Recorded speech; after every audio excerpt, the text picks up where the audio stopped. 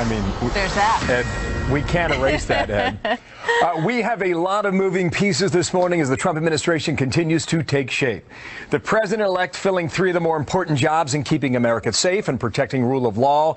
This as we watch who is heading in and out of Trump Tower again today. Welcome to Friday, everybody. We've made it. I'm Bill Hemmer, live here in America's News. That's the place to be, huh? It is. It's a spectator sport in the city. It's the best one, better than the U.S. Open. Good morning, everybody. I'm Martha McCallum. Glad to have you with us on this Friday morning. So let's talk about what's going on here. The president-elect offering the White House National Security Advisor job, chief of the NSA, they call it, to retired Army Lieutenant General Michael Flynn. Republican Senator Jeff Sessions is tapped for the job of Attorney General. Been a lot of speculation about that position. And how about this one? GOP Congressman Mike Pompeo getting the nod for CIA director. Meanwhile, Mr. Trump also looking to make peace with one of his fiercest Republican critics during the primaries. He will meet with Mitt Romney 8 months after one of the more bitter public disputes that we have seen in memory. Doug McKelway joins us live from outside Trump Tower here in New York City. So, Doug, talk to us about how these 3 individuals are perceived politically. Well, they are not moderates. These 3 picks, if they prove to be true, are not moderate at all. And if it's an indication of what's to come in other cabinet picks, we're looking at a very, very conservative administration indeed. Fox now confirming that Alabama junior senator and former Reagan-era U.S. Attorney for the Southern District of Alabama, Jeff Sessions, is going to be his pick for Attorney General. Whether or not he accepts the pick, we don't yet know. He was ranked by National Journal as the 5th most conservative senator.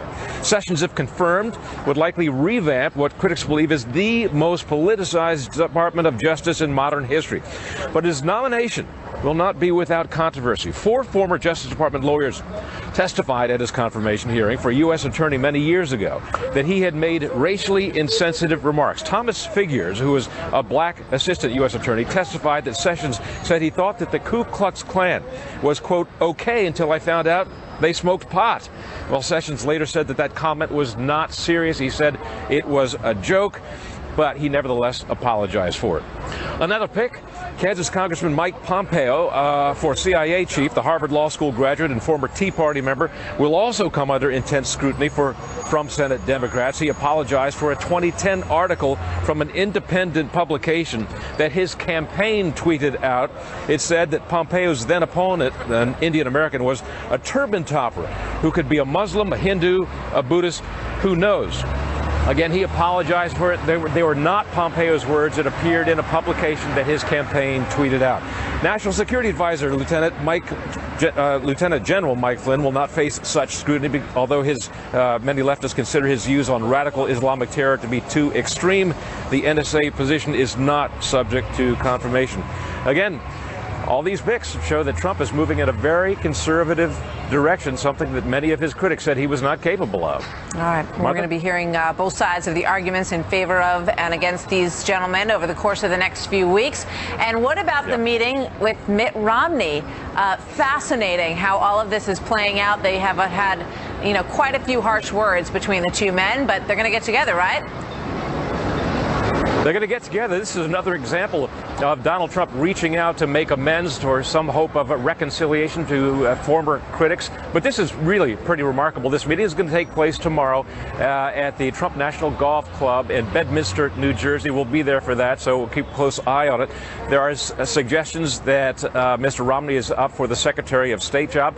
But listen to what Romney said in that speech before Trump got the nomination, encouraging Americans not to accept his nomination. He said that if Trump's plans were ever implemented, the country would sink into a prolonged recession. So apparently Mitt Romney has had a change of heart. He has said that this is in the interest of supporting the president, in the interest of supporting the United States of America.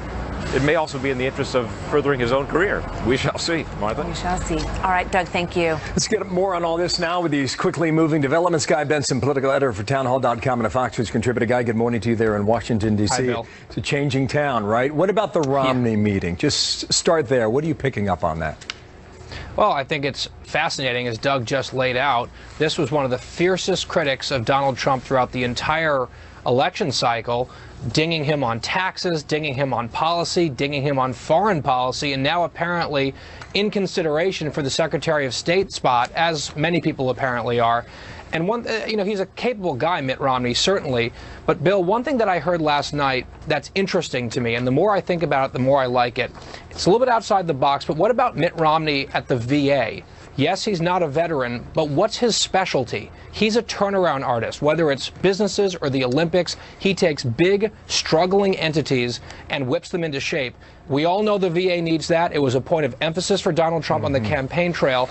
I think Mitt Romney going in and managing the heck out of the VA and fixing it, that could be an interesting idea. I hope they discuss it. This is going to get a lot of attention in the next 24 hours. The speech from last March in Utah when Governor Romney said this about Donald Trump. He inherited his business. He didn't create it. And whatever happened to Trump Airlines? How about Trump University? And then there's Trump Magazine, and Trump Vodka, and Trump Steaks, and Trump Mortgage. A business genius he is not. I went back and looked at that speech earlier today. Wow. I mean, he just guts Donald Trump in line after line. That was only 8 months ago, Guy. Yeah, brutal. And then, of course, Donald Trump firing back, saying Mitt Romney blew an easy election. He choked like a dog. And now they'll be sitting face to face in New Jersey this weekend talking about possibly working together. And look, I think that, first of all, winning helps a lot of things. People start to feel better. And Mitt Romney, he has no future career ambitions. He has nothing to prove, but he wants to help the country. And I think it's a good move, smart for Donald Trump to reach out the way that he has, and the right thing for Mitt Romney to accept and show up. Okay, more headlines from today. What do you make of Mike Pompeo? You are familiar with him, CIA. What do you make of that? Yeah, I've interviewed him a couple times filling in for my friend Hugh Hewitt on the radio. I mean, his resume is so impressive. Very, very smart, a veteran, Harvard Law. I think that he's well suited for the position. I think it's a good pick. Doug talked about in that previous package some of the controversies. You can find controversies about anyone who's ever been in public life. Overall, I think Pompeo, sharp guy, good pick. Okay, Jeff Sessions. My sense is if he accepts the nomination, the mainstream media is going to make a big deal out of his pursuit of a federal judgeship back in 1986, a position that he later withdrew his name. Right, 30 years ago. And Sessions been in the public spotlight in multiple capacities and very prominently as a senator for a long time. I think that because he made what many perceive as racially insensitive jokes back in the day, he will be asked about it. He will have to answer for that and explain and apologize or whatever he's going to do. But it would be surprising to see it derail his nomination if he's picked. Although, again, you have to keep an eye early on about the type of signals the Trump administration might be sending. But again, Sessions, the earliest member of Congress, the earliest senator at least, to sign on to the Trump train. And so he's being rewarded. And it was Chris Collins on the House side, too, from New York. Guy, thank you. Guy Benson there in Washington, D.C. First, the economy. If Donald Trump's plans were ever implemented, the country would sink into a prolonged recession. Who said that? I'm going to go with Mitt Romney for 5. You're right about that. Yeah. So that was from March. I think a couple things are very clear. One is that when Mitt Romney said those things, he firmly believed that Donald Trump would never become president of the United States. And two, something to remember is that Hillary Clinton and Barack Obama had very harsh words for each other throughout the course of their very nasty campaign and managed to patch things up. So we will see. Onward. Right? We'll see. So President Obama coming together with key European allies this morning to talk about the U.S. transition to President-elect Donald Trump. He is meeting with leaders of Germany, Britain, and France, very important allies, of course. It is likely the last meeting of its kind before he leaves his office in January. White House correspondent Kevin Corke is live in Berlin, Germany, traveling with the president this morning. Good morning to you, Kevin.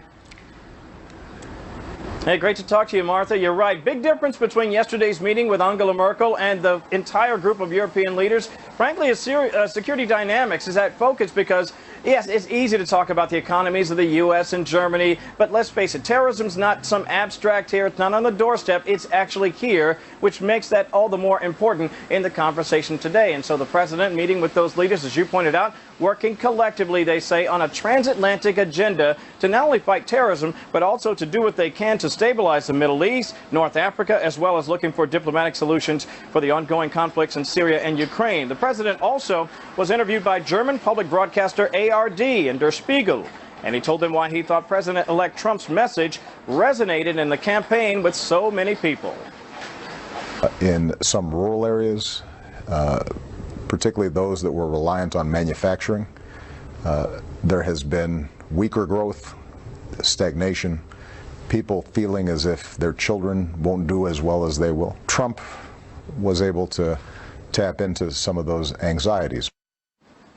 Interesting in that conversation, Martha, the president pointing out that a lot of the people that voted for him in 08 and 12 also voted for Donald Trump, in part because they were looking simply for change and to shake things up in Washington. Yeah, Martha? That is one of the big lessons from the election. Kevin, thank you. We'll be keeping an eye on Trump Tower all morning long. We know Katie McFarland is also having another meeting today at Trump Tower, so we'll let you know what comes of that when we get it. First, though, was a big campaign push for Donald Trump, keeping jobs here at home. Why one major American car company says it will keep a plant open in the U.S. instead of moving to Mexico. More on that in a moment. And Nancy Pelosi has been a fixture on Capitol Hill for a very long time, but now she faces a legitimate challenge. So what is next for her? What's next for the Democratic Party? Also, Mike Pence was on the Hill promising lightning fast progress after Inauguration Day. So can the administration bank on Congress getting on board that speed? We talked about going to work. He described President Trump as a man of action, and we're anxious to go to work both on the transition and getting people in place as well as the policies in place. There are dozens of firefighters battling a fire at a pallet yard in California right now. The fire is shutting down traffic in both directions on a major highway just east of Los Angeles. Crews working to control it. At least 2 power poles have been burned, which is causing several explosions down the line from propane in the yard. And boy, these pictures are just incredible from KABC. That's what it looked like earlier. No word yet on whether anyone was hurt. We'll keep you posted on the work that's going on in California. We're beginning to discuss areas that we might move forward on together, and I think that's what the American people want us to do, is find ways to revive our economy, improve American lives, enhance the security of this nation, and I'm grateful to begin those discussions on behalf of the President-elect with you today. So there's Mike Pence telling Republicans to buckle up. He says the new administration plans to move quickly through its agenda in the first 100 to 200 days. Juan Williams, Fox News political analyst and author of We the People, and Mercedes Schlapp, former media spokesperson for President George W. Bush. 1 in a million. Mercy, mercy me. So Pence says buckle up, Congress. We're coming at you, Mercy. What do you think? Well, you know, a unified government can be a very productive time for Congress. As we know, Donald Trump is a doer. He's fast-paced. You know, he barely sleeps. So he's going to move forward and get things done. And I think Congress is going to be incredibly ready here. They're going to move forward, I think, Bill, on obviously Obamacare. We know that parts of the Affordable Care Act is part of this budget, were passed as a part of budget reconciliation. That means they can bypass a filibuster. They don't need that threshold of 60 votes in the Senate. This is going to give Congress an opportunity to move forward and dismantle parts of Obamacare and put forward a better plan from the Republican side. Juan, what do you make of that? What do you think is the biggest fight ahead? Well, I think there's an immediate fight. Funding for the government runs out December 9th, Bill, and so they've got to do some short-term work just to keep the government going. The question is, on the Republican side, can we use some maneuvers to really get by that and allow the incoming Trump administration to set the spending levels rather than allow the current Congress and the current administration to be involved in that.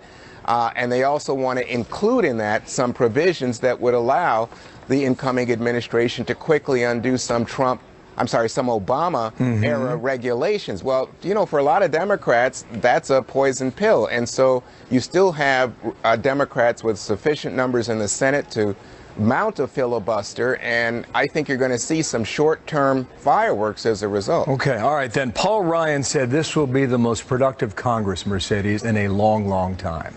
That's his quote, insisting that they'll move forward. But it's going to take time, and there could very well be speed bumps. It will, and those first 18 months are critical. And I have to tell you, one thing to look for are those vulnerable Democrats in red states that are up in 2018. You're going to see them in the Senate willing to work with the Donald Trump administration and with Republicans on issues like Obamacare, on issues like tax reform, and cutting back on regulations. And I think those are going to be the 2 first issues that Congress will tackle. And you're going to see what Donald Trump does. He keeps a checklist of just items that he wants to push through and ensure that we get these lists of accomplishments. And he has the opportunity to do that. The question is, how obstructionist will the Democrats be? I think they're going to be a bit limited, but they still have the opportunity to filibuster in some major ways. administration. I want to move to the headlines of the morning. Mercedes, what do you make of the pick so far? Sessions, apparently. Mike Pompeo, you know him well. What should we understand about him as CIA I have to tell director? you, there's strong conservative picks. And I have to say, I know Mike Pompeo. He is just incredibly impressive, brilliant, part of the House Intelligence Committee, has a very deep understanding of the serious issues that we're experiencing in the war on terror and terrorism in general and the fight against ISIS. And I think that he's just one of the brilliant picks that Donald Trump has made. You also have Mike Flynn in that mix. Juan, what do you think? Well, I think Mike Flynn doesn't need to be confirmed, and I think that's the story there. I think there's lots of concern about Mike Flynn in the intelligence community. I mean, recently, with the WikiLeaks stuff, we saw an email from former Secretary of State Colin Powell that described him as, you know, unhinged. And I think there are lots of people who thought he wasn't a great manager, and that's why he was decided to leave government in the first place. So it's Donald Trump's pick. Let him have his pick. Let him have his man. But he could not be confirmed, in my opinion. And then when it comes to Jeff Sessions, again, you're going to see a lot of controversy. And again, it comes back to race. It comes back to his history, his past, the fact that he didn't get that federal judgeship and then ended up, of course, on Senate Judiciary, now Attorney General. I think there are a lot of people who are just saying, well, I don't know about this. Well, but you know, ultimately, I think he gets approved. You do. He does. Okay. A lot of this transition phase deals with running down the trap doors to figure out what could be lying in the road before you. So thank you much to both of you. One in a million. Mercy me. Thanks. Have a great weekend. Okay? Thank you, Bill. You got it. Love your nicknames, don't you? I do. All right. So keeping jobs here in the United States, it's one of the big central focuses for Donald Trump. A big campaign promise, of course. So now he's taking credit for keeping a Ford plant here in the United States. Big news that broke last evening. We'll talk about it with Charles Payne. But first, does this moment ring a bell from the campaign trail? It's disgraceful. What's going to happen is Ford just announced they're doubling down. They're going to build much more in Mexico. We can't allow it to happen anymore. We're not going to allow it to happen anymore.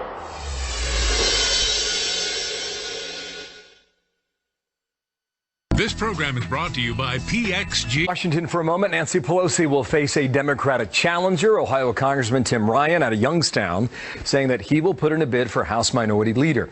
He'll go after the California Democrat Pelosi's job for the top Democratic position in the House. Ryan making his case in a letter saying the elections were a disaster and that the party needs to take a new direction.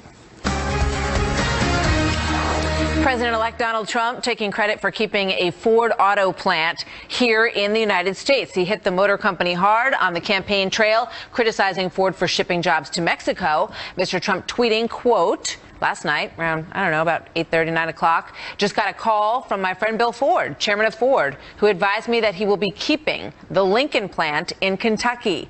No Mexico, period. And, quote, I worked hard with Bill Ford to keep the Lincoln plant in Kentucky. I owed it to the great state of Kentucky for their confidence in me. Charles Payne joins us now, host of Making Money with Charles Payne on Fox Business Network. So that sounds pretty good. It does sound pretty good, but the automaker dilemma, Ford and everyone else, still continues. And, you know, one of the things that you're saying is, here's the thing. Just 2 days ago, Mark Fields, the CEO of Ford, said he's still going to move small car production to Mexico because they simply can't make any money on them in this country. And what they're trying to do is take these plants and put other production in there. And you know, I think he'll be able to do that. And these plants won't close. The plants themselves won't move, but some of the production will still shift, I think, in the near term to Mexico. Is there anything that Donald Trump could do to stop that? Listen, lower regulations, lower taxes, things like that. Here's one of the ironies no one talks about, though. Mexico has 40 free trade agreements with other countries, so they actually get to ship also those cars duty-free. You know, recently Audi, about a year ago, had to move some production from America because, I don't know if people know, there's a 10% duty on American cars when we ship them to the EU, 22% on pickup trucks. So, you know, and that's one of the ironies. Mexico can ship them for free. Well, they So, have 40 that's trade a bottom agreements. So line that's question. an interesting thing as we push back against trade agreements. I think the idea is ultimately Donald Trump will cut individual deals with these countries or maybe entities, but it does give them an advantage on top, of course, the much cheaper worker. Yeah, there's also some talk about perhaps Apple bringing some manufacturing here. And I remember a conversation that Steve Jobs wrote about with President Obama. And President Obama said, what do we have to do to get some of these Apple jobs back? And he said, it's never going to happen. Well, here's the thing. It's so funny how everyone keeps saying the market didn't see Trump winning. Yeah. In June, apparently, according to a report from a very reliable source out in Asia, in June, Apple told their major manufacturers of iPhone, mostly Foxconn, to find a way to perhaps make them in America. So really? Why would he do that in June? And they're working on it. They're trying to see if it's feasible, if there's some way. Obviously, it would be extraordinarily more expensive, but you offset that. There are obviously ways to also offset that kind of stuff. And so they're looking into it. There's no doubt that I think that corporate America has got the message. It's not the Donald Trump message. It's the message of the American voter. And I think that they're going to ship up. By the way, NAFTA in of itself, I've already predicted that we're going to get some major concessions on NAFTA almost immediately from Donald Trump. We've seen Canada blinking. He's going to meet with the president of Mexico before the inauguration. I'm not sure how it's going to impact autos, but I think immediately it helps our truckers. I think our truckers are going to get a huge boon for this because what people don't realize is early last year, Martha, a final phase of NAFTA was put through where Mexican truckers could drive all the way through America with the stuffs. Before they had to stop at the border and an American truck driver would pick it up. Those kind of things ripple throughout the country. They never make the headlines in the New York Times, but those are the things that create anxiety, and that's what we saw in this election. I mean, you can feel a sense of economic relief in the U.S. markets, and you can hear it in the voices of businessmen and women around the country who are optimistic, so hopefully their optimism will be well placed. I talk about animal spirits a lot. There's one thing. There's one thing to say: lower taxes and lower regulations. That's the mechanical part of it. Yep. To spark belief. The guy at the parking garage is excited. He didn't vote for Donald Trump. My brother-in-law in the scrap metal business said business has gone nuts. There is something brewing in this country right now, and a lot of it has to do with November 8th. And Donald Trump could take that baton. I saw a scrap metal truck in New York the other day with a big spray-painted "Go Trump" on the back. Maybe it was your brother-in-law. It might have been. Thank you, Charles. All right, Good to see you this morning. Instincts, Charles? What's that? The instincts were what? Animal spirits. It's all about animal spirits. It's in our DNA as Americans. We want to win. I got it. Right Truer on. words were never spoken. President-elect Trump now making some big decisions this week about who will serve in his cabinet. This is breaking news this morning. Will any of his former challengers from the primary season make the cut?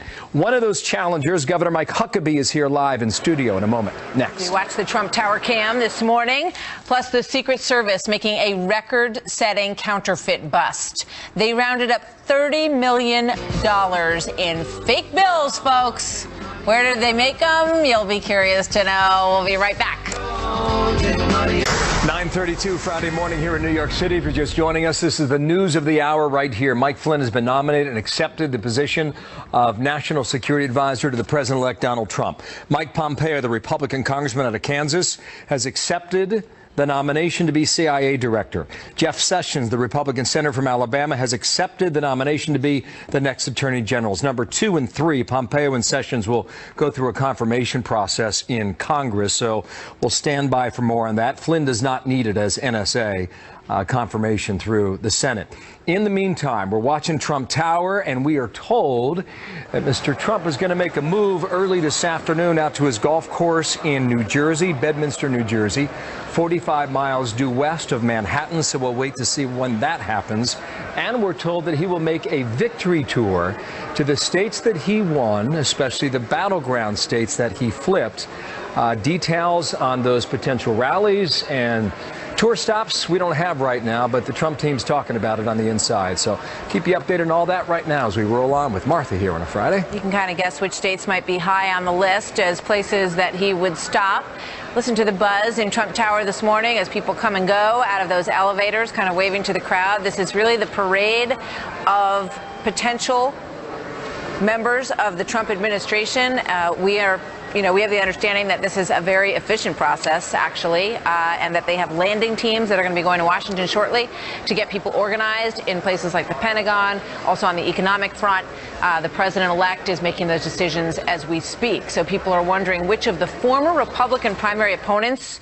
Remember all of these folks that were up on that stage? A lot of them scrapping at each other throughout the process of all of this. Looks like several of them could potentially wind up in the Trump administration, and some appear to have been jettisoned. So former Arkansas Governor Mike Huckabee was, of course, one of those candidates. He will be meeting with the president-elect today at Trump Tower, and he joins me now. Governor, always good to have you with us. Well, good morning Martha. to you. Good morning. You look at some of those faces up on that screen, many of whom have reached out to the administration. You were an early person to be supportive of Donald Trump. Is there a future in the administration for you? Well, that's for Donald Trump to decide. And, I always say this, that those who know don't talk, and those who talk don't know. The number one thing that a person has to give... Let's underline that, shall we? Well, it's true. And people who rattle on about all that they know about the inside, they don't know what they're talking about. People who actually know something know to keep their mouths shut. Right. Because, first of all, there's a loyalty that you owe to whoever it is that is making these decisions. And secondly, leaking out information is the game of amateurs. It's not the game that you play if you're really serious about wanting to have the best people in place. Can you give us a sense of what your interaction with the transition team has been like? Because there have been a lot of stories about chaos within the team, that Chris Christie, who was one of the people that we put up on that screen, has been bumped aside, that, he may not have a role in the future. What's your sense of who's heading the operation and how it's going? If you look at the fact that Donald Trump has named people already far in advance of when Barack Obama, Ronald Reagan, Jimmy Carter, George W. Bush, George H. Walker Bush, none of those guys had people named this early. Donald Trump is ahead of the game. This nonsense, and I think it's a media creation because of the 24-hour news cycle now, and everybody thinks that he's supposed to have all this done the day after the election when he didn't even sleep that night. It's going fine. It's a very complicated process to put 4,100 people in positions in a short period of time and ask them to go through an upheaval of this. I think it's, probably doing much better than most previous administrations who were supposedly better prepared for it. Well, we did get some concrete information today. Mike Pompeo at CIA, Mike Flynn at NSA, and the list goes on. So talk to me a little bit about what you think of the appointments that we heard about today. And Jeff Sessions, I should point out also as well, the senator from Alabama who was an early Trump supporter. Yeah, Jeff Sessions is one of my very favorite people. Phenomenal senator, plain-spoken, brought clarity to the TPP discussion back when it was going early on. I think it's an amazingly good choice and one that I just given a standing ovation for. What do you say to those who say, well, when he was, going through the confirmation process a long time ago, there were what were perceived to be racist comments made, and he apologized for those? Is he going to have a difficult time because of that? My gosh, if everybody is going to be judged by something they said 35 years ago or 40 years ago in an offhand way that really wasn't intended to be harmful, then nobody has a shot at getting confirmed for anything. Jeff Sessions has proven himself as a very effective United States senator. Now, is he conservative? You bet he is. Doesn't that give conservatives a real sense of about Donald Trump's selection? Look at the judges he's already put on the Supreme Court list. For all those, I call them the hand-wringers and bedwetters out there in the Republican Party who said, oh, Donald Trump, we can't trust him, he won't be conservative. Look at what he's doing. He's picking solid conservative people. It speaks well of his process. It speaks well of also the team that he wants to put together. What about Mike Flynn? A good man, and again, one of the key things in that job is that the president trusts you. And I think Donald Trump trusts Mike Flynn, and that's the number one quality that he has. He certainly has the credentials. You get that many stars on your shoulder, you've earned the right to be respected, and he certainly does. Mitt Romney is going to meet with him tomorrow, is what we're told, with the president-elect. It's just, we played some of what Mitt Romney said in that speech. Mitt Romney really went out on a limb. He did. On that speech. And he pretty much trashed the entire career of Donald Trump. And yet he's someone who has a lot of respect in this country, Mitt Romney. Can these guys put it together? If Donald Trump thinks he can, then that's his decision to make. I think it's very difficult, given the level of rhetoric. Is there a role for Mitt? I don't know. I'm not sure. But look, the number one quality that you bring to any administration in any endeavor is loyalty. And it's a sense of understanding a respect, a healthy, genuine, loyal respect for the person who put you in the job. I always looked at it this way. If somebody did everything they could to keep me from getting a job, do I really want to put them in a job? But isn't that just part of the game? I mean, isn't that part of what happens in a rough and tumble campaign, that people, you know, shoot across the bow at each other and then they say, truce? Look, it's perfectly normal in politics to go after each other. But when you start going to the level of saying a person is unfit, unqualified, incapable, now those are words that cross a border. Because it's one thing to say he's not the best person. This person has a weak area on national defense or on health care, on whatever it is you want to pick. That's fair game. When you start going after that person's character, that person's ability to do the job. But Donald Trump said he choked like a dog in the first election. All the more reason and you wonder, said that Ted Cruz was lying all the time.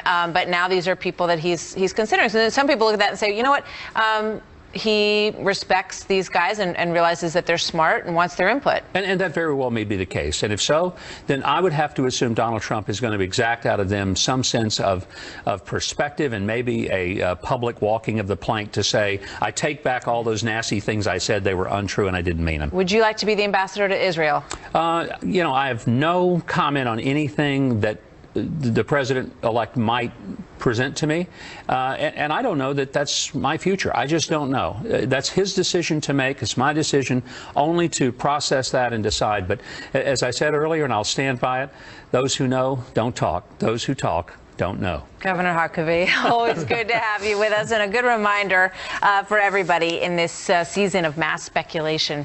But we're getting some concrete stuff too as well, which is helpful. Thank you so much, Governor. Thank you, Martha. Great to see you. That'd be a pretty good line for a debate, Governor. Saying. Secret Service making a record haul in counterfeit money, $30 million in bogus currency. That's the most in the agency's history. Wow. Codename Operation Sunset, Secret Service worked with authorities in Peru as they conducted a series of raids in Lima. That capital city is considered a hotbed for counterfeit bucks. 48 people arrested, 6 printing locations have been shut down. And that's why you have new currency every couple of years, right? That's why it always changes, to stay ahead of those guys. That's why they hold your money up to the light, you know, when you give them the big $20 bill. Right.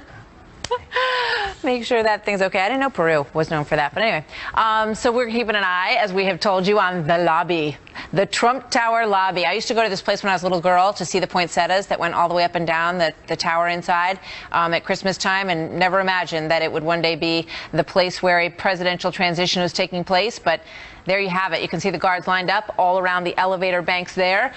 So we'll keep an eye on that as well this morning. Also, President Obama overseas, perhaps burned by his own experience, passing on some foreign policy advice to his successor as it deals with Putin and Russia.